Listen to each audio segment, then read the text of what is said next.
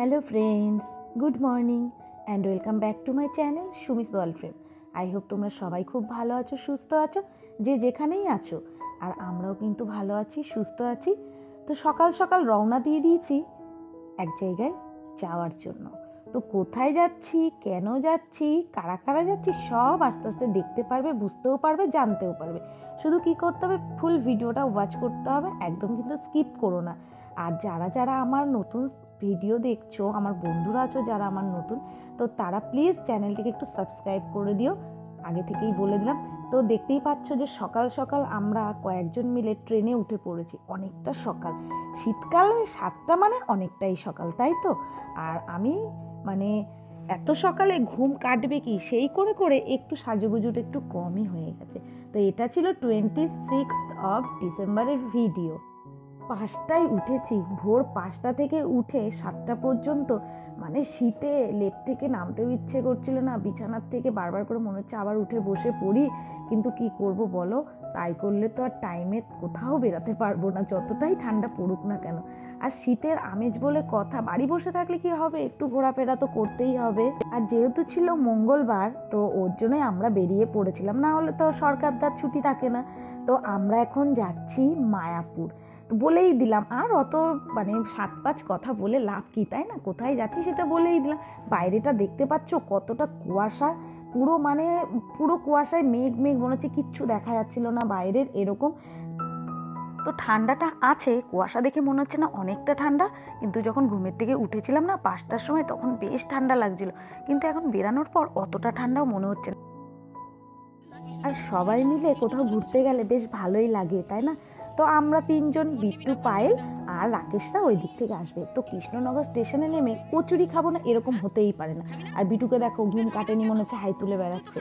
এই যে বিট্টু আর পায়েল বলছিল খাবে না, তাও ও দাদা বললো খা, একটা করে অন্তত খা, ভালো লাগবে। মানে এখানে তো সচরাচর খুব একটা আসা হয় না, আর এসেছি যখন একটু কচুরি তো খেতেই হবে। সকালবেলা আমরা বাড়ি থেকে কিন্তু কিছু না, সরকারদের চা খেয়ে বেরিয়েছিল, আর আমি স্টেশনে এসে 1 প্যাকেট বিস্কুট কিনে আমি আর বিটু খেয়েছি। আর এসেই যখন দেখলাম এরকম গরম গরম কচুরি তরকারি, এটা মিস করা যাবে না, হাতছাড়াও করা যাবে না। যখন ফিরে আসবো না তখন তো পেট ভরা থাকবে টুকটাক খেয়ে, তখন আর ইচ্ছা করবে না। এই দেখো নিয়ে নিয়েছি কচুরি তরকারি, একটু শশা কুচি, আর ওপরে দিয়ে দিচ্ছিল একটু সস, বেশ দারুণ ছিল। তো আমার তো বেশ ভালোই লাগে এরকম কচুরি গরম গরম খেতে। আর প্রচণ্ড গরম ছিল, দেখো ধুয়ো উঠছে কিরকম, বুঝতেই পারছো তোমরা, প্রচণ্ড গরম। সেই করে বিটু বলছে আমি খাবো না এত গরম, কিন্তু গরম গরম খেতে শীতে কার না ভালো লাগে বলো? ভালোই লাগে। আর কচুরি তরকারিটা দারুণ ছিল, দারুণ। তো কচুরি তরকারি খাওয়া দাওয়া সব হয়ে গেছে। আর আমার দেখেছিল তো কানের, এই যে কানের দুলগুলো পরা ছিল না, যখন আমি অতটা সকালে আর দুল পরে আসবো কি, তার মধ্যে মাথায় এই স্টোলটা দিয়ে পেঁচানো ছিল, ওই জন্য ভাবলাম পরেই পরবো। তো এখন আসার সময় অটোতে বসে বসে কানের দুলটা পরে চলে এসেছি। মানে বাড়ি থেকে সাজগোজ শুরু করেছি, তাও কমপ্লিট করতে পারিনি। মায়াপুরে চলে এসেছি, তাও এখনো মানে সাজগোজ হয়েই যাচ্ছে। তো এখন আমরা এই যে ফেরিঘাটে চলে এসেছি, এটা হচ্ছে হুলোর ঘাট। তো এই ঘাট থেকেই পার হলেই ওই পারেই মায়াপুর, একদম সহজ সোজা। যে যেখান থেকে আসো না কেন, কৃষ্ণনগর লোকাল ট্রেন ধরলেই, কৃষ্ণনগর স্টেশনে নামলেই, স্টেশন থেকে বেরিয়ে প্রচুর অটো টোটো আছে, বললেই হবে যে মায়াপুর যাব, তারা নিয়ে আসবে। এই খেয়াঘাট হলেই, মানে খেয়া পার হলেই ওপারেই মায়াপুর, ওখানেও অটো টোটো বাস আছে, মানে টোটো আছে বাস আছে, সরি অটো নেই, টোটো বাস আছে, ধরলেই হয়ে যাবে।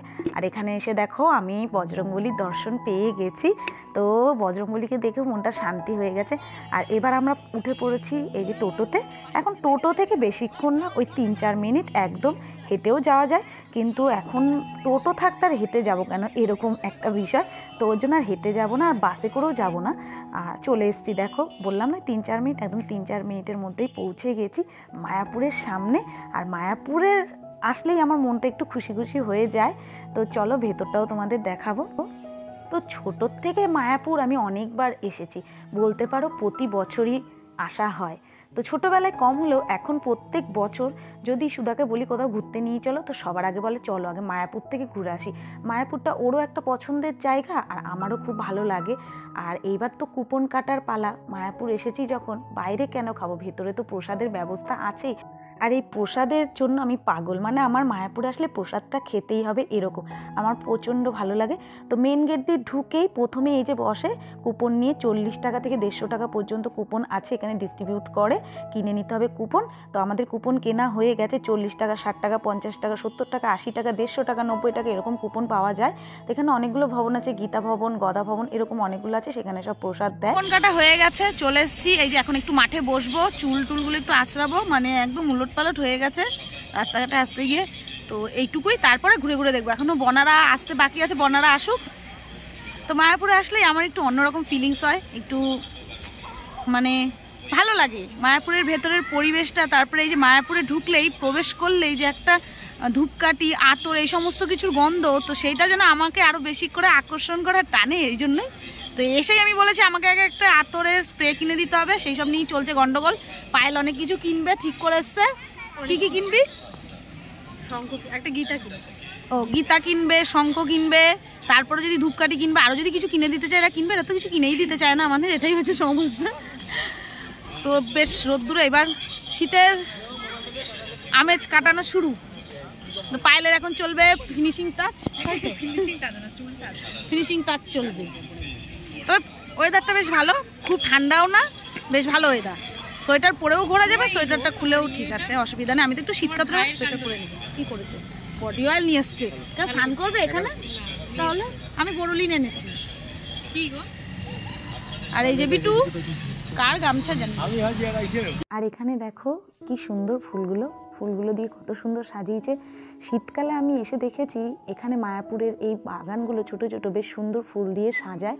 আর এই ফুলগুলোই কিন্তু ওদের ভেতরে মন্দিরের পুজোর কাজে লাগায়। আরও অনেক জায়গার ফুল আছে, এটা হয়তো সাজানোর জন্য, কিন্তু ওদের ভেতরের ফুল, সবজি এগুলোই কিন্তু মন্দিরের সমস্ত কাজে লাগে। এবার ঘুরে ঘুরে একটু বেড়াই, এখনো বনারা আসতে পারেনি।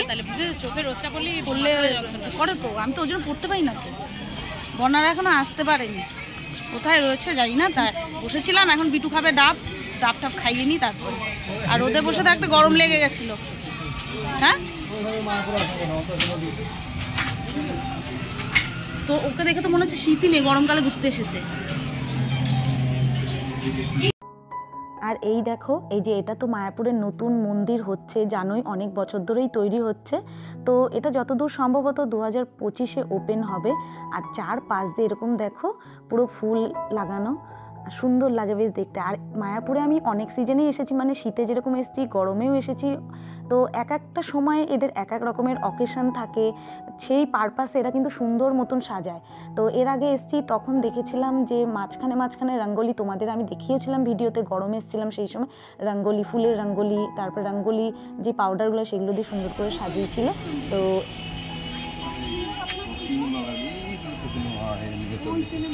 এই যে বনারা চলে এসেছে, বনা একদম সাধু সন্ন্যাসী হয়ে গেছে। এই যে, এই বাবা, এটা কে এসেছে? এটা কে, লজ্জা পাচ্ছে নাকি?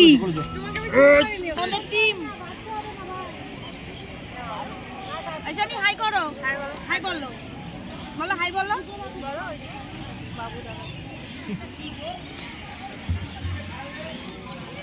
আর এই যে আরেকজন তিলক পরার জন্য বাইরে থেকে গিয়ে আবার তিলক পরে তারপরে তিলক কাটতেই হবে। আর সকালে বললাম না, বাইরে কুয়াশা দেখে যতটা ঠান্ডা মনে হচ্ছিল, ততটা ঠান্ডা ঠিক না, গরম লেগে গেছে রীতিমতো। সবাইকে সোয়েটার করলে ব্যাগে ভরতে হয়েছে।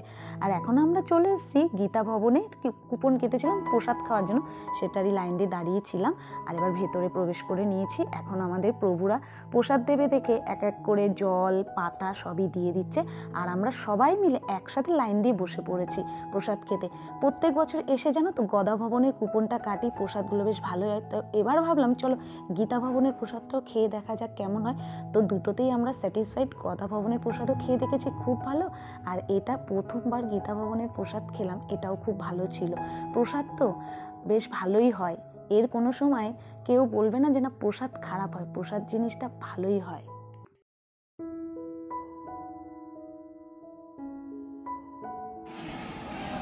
বেগুনি না ভেজ পকোড়া?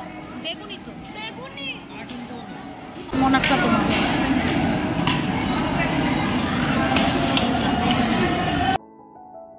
তো সবার প্রথমে দেখো দিয়ে দিয়েছে বেগুনি, আর এখানে ছিল পাঁচমিশালি একটা সবজি, পালং শাক, বাদাম সব সবজি দিয়ে।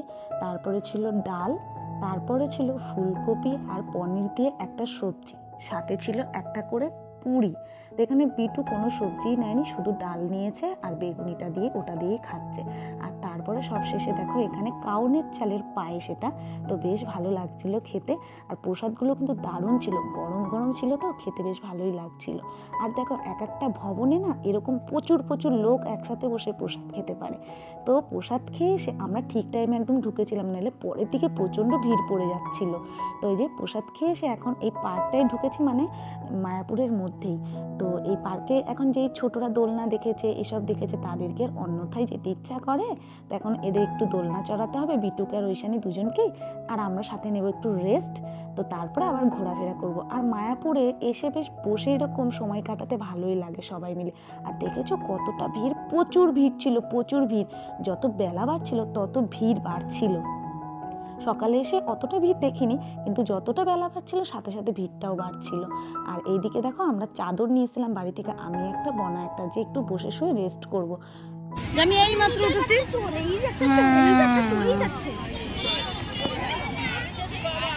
এদেরকে দেখো, দেখো বাড়ি পেয়েছে, বাড়ি। এ বাবা, এর যা অবস্থা দেখো, শ্রী চৈতন্যদেব হয়ে গেছে। দেখো খাওয়া দাওয়া হয়েছে, শুয়ে পড়েছে। হ্যাঁ না পেয়ারা, এই মাঠ তুই আর কোনো মাঠ ছিল না। এ বাবু পড়ে গেলে দাঁত ভেঙে যাবে বনা। এই যে বল খেয়াল, এই মামা, এই যে তাকিয়ে রয়েছে, দেখো না ও করছে কেমন, আর একটা করছে কেমন, দেখ একটাকে দেখো করছে কেমন। আবার বলো পুরো, বলো পুরো, বলো হট নাম বলো।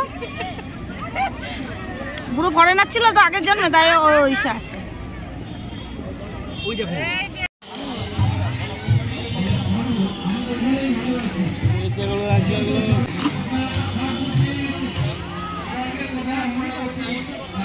মায়াপুরে হচ্ছিল ভেতরে, এই দেখো এখানে গীতা মেলা।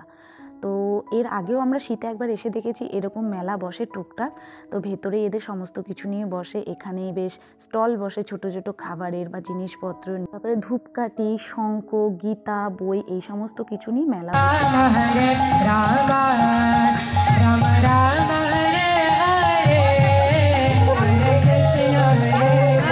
সামনেই দাঁড়িয়ে রয়েছে।